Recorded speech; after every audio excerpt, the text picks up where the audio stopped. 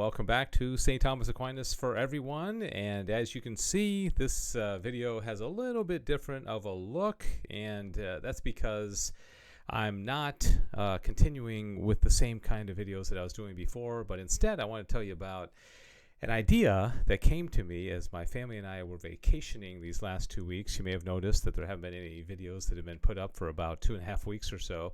That's because my family and I went on a 2-week vacation to Florida and then to the Smoky Mountains of North Carolina and western North Carolina. And it was while I was in the Smoky Mountains that an idea popped into my mind, because I'm always trying to figure out, how do I apply the teachings of St. Thomas Aquinas to everyday life? And I don't know if it was night or I was sleeping, but something popped into my head and I thought it was a good idea, so I want to throw it out at you here and let me know what you think. Okay, so I'll get right to it. And when we were in the Smoky Mountains, we had the opportunity, as you would imagine, to see a lot of beauty, lots of birds there, and just majestic mountains and landscape and rivers and lakes and just amazing things. I was actually a little bit surprised that I didn't see as much wildlife as I thought I would see in the Smoky Mountains. There wasn't a lot of deer or elk or really even snakes or these kind of things that I like a lot, but we did see some birds, and we had an opportunity when we were driving down a road that a turtle was crossing the road, and I made sure that I didn't hit it, and we were hoping that it would get across, but it was a very narrow 2-lane road and wasn't really the kind of road that you get out and help a turtle, because you'd probably end up killing yourself. And we saw a mouse on our deck of the cabin that we rented there in North Carolina in the Smoky Mountains. And we think, we're not 100% sure, but we may have had the visit of a bear the last night that we were there. Something came and ransacked through our trash and really made a mess. And I didn't see it, but all the signs were that this was probably a bear, but we don't know for sure. And again, I didn't see it. But why do I tell you all this about the animals, the creatures that we saw? Because this was the basis for the idea that came to me as I was in the Smoky Mountains. And it was all based on really what I would say probably one of my favorite quotes from the Summa. In fact, I did a whole video on this particular quote because it's meant so much to me. But now I think I found a way to apply it to our everyday lives, and I'll explain a little bit more about that here in a second in the new venture that I'm undertaking. Okay, so this is the quote, and this will be the only Summa excerpt that I'm going to show in this particular video, but it's so important. And again, when I first read this, the first time I read through the Summa, it just hit me like a freight train, and it was so powerful to me. And I've always been hoping to somehow incorporate this into my teaching of the Summa. And so, anyways, the distinction and multitude of things comes from the intention of the first agent, who is God. Thomas is asking the question about basically, it's the first part of the Summa, question 47, article 1, whether the multitude and distinction of things comes from God. Now, in the first part of the Summa, he starts off explaining, as I have mentioned a few times, that our end is supernatural, and then he proves the existence of God with the 5 ways, and then he gets into the attributes of God and the most holy Trinity. So it's all about God. And then in the next section of the Summa, he starts talking about the creation of creatures, right? The creatures, and there's a little section about the multitude and distinction, the variety of creatures that God has created. So this is where Thomas is basically saying, why are there so many creatures out there? Why did God make so many of them? And I'll start this over because this is really powerful. The distinction and multitude of things comes from the intention of the first agent, who is God.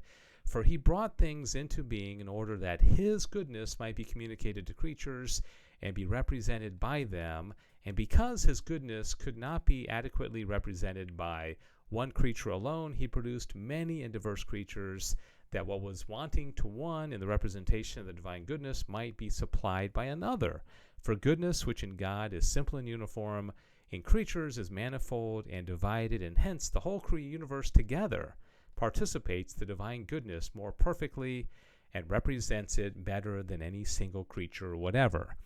Okay, so this was the basis. This was the light that went off in my head, and I thought, as I'm in the Smoky Mountains and seeing the mouse and turtle and birds and all these different creatures, I was like, what if I was very intentional about finding at least one creature a day and connecting it in my prayer and my contemplation to God. And what if I also encouraged other people to do the same thing? Okay, so what I decided to do was create a website that I would manage and a blog, and the name came to me, and I don't really know where this came from, but it was awayaday.org. Okay, that's the website. I'll show it to you here in a moment. Awayaday.org.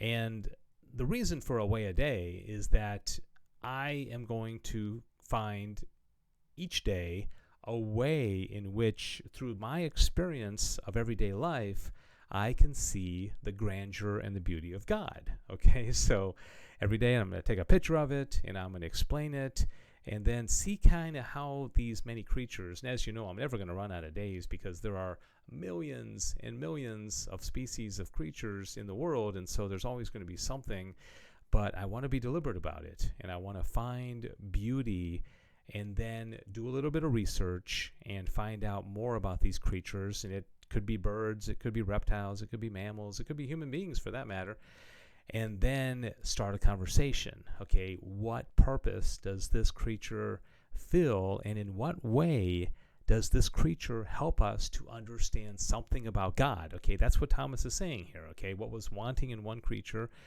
in the representation of the divine goodness might be supplied by another. All right, so here's an example from today. Okay, this is the day I started this. I went out in my backyard and I had my camera, right? And my wife has some beautiful flowers in the backyard, and I looked around and I saw a fly that I'd never seen this kind of a fly before in my life. It was gorgeous, and it was tiny, and I tried to take a picture of it, but I couldn't get it because flies, they're so jumpy. And then I saw this guy, okay, this grasshopper, and look at that antennae, look at the beauty, the beautiful color. Okay, this was in my backyard, so I took a picture of it. All right, and I saved it on my computer, and here I uploaded it to this video here. And then I thought, well, I'm going to try to find out what it is. Well, I go online and do a search for grasshoppers, and I find out that there's 2,400 genera of grasshoppers and 11,000 species. I think that's right. I may be off a little bit on that. 11,000 species of grasshoppers, just grasshoppers. And I couldn't identify what this one was in particular, but I want to do a little bit of research and find out more about this one. And I've already put it up. I think I put it on the site. The site is really just getting started. It's really bad. And, you can go if you want, but don't be prepared to not be very impressed. Okay. And so this was the first one, this grasshopper. Tomorrow I'll find something else. And then people can identify it, talk about the beauty of grasshoppers or mice or bears or birds, And so I encourage you to do the same thing. And maybe you could post it on the website as well. And find beauty in everyday life, and find something, not just a picture off the internet, but something you actually experienced, okay, like this grasshopper for me today in my backyard. I could probably find, 100 cool things in my backyard, all right? So that's the website. It is awayaday.org, okay? I'm encouraging you, and what I'm going to do is each day find a way in which my experience with the created world shows the glory and the grandeur of God. All right? What do you think? Do you think this is something that you would want to visit? Is this something that you would have interest in? Let me know, and I appreciate any comments. And I'll still be doing this site as well, but I'm going to be doing that as a side project. And this site is more for just educating people about the Summa Theologia. But then that website and blog will be about Away a Day. Okay. All right. Thanks for watching. God bless you.